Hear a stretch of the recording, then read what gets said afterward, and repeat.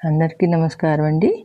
శ్రీమద్ భగవద్గీత 2వ అధ్యాయము సాంఖ్యయోగము 4వ శ్లోకము.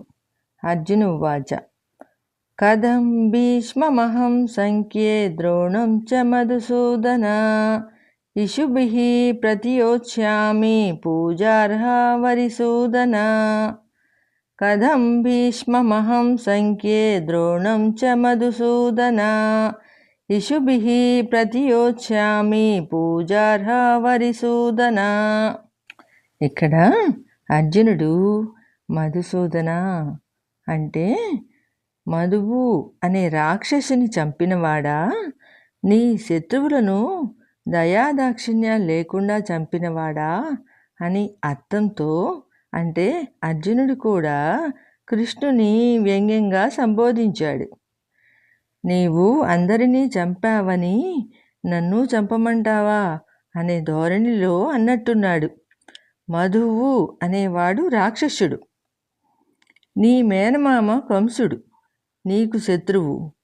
నిన్ను చంపాలని చూశాడు, అందుకని చంపావు. కానీ ఇక్కడున్నది నా తాత భీష్ముడు, నా గురువు ద్రోణుడు. వారిద్దరూ పూజింపతగినవారు. అలాంటి వారి మీద అస్త్రప్రయోగం ఎలా చేయను? చిన్నప్పుడు ఎత్తుకొని లాలించి బుజ్జగించిన తాతగారు, బాణం ఎలా పట్టుకోవాలో నేర్పిన కృపాచార్యుడు, అస్త్రశస్త్రములను నేర్పుతో ఎలా ప్రయోగించాలో నేర్పిన ద్రోణుడు ఎదురుగా ఉన్నారు.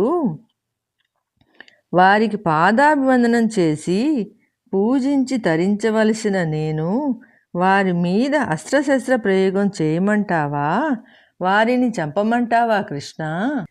ఇది ఎంత దారుణం!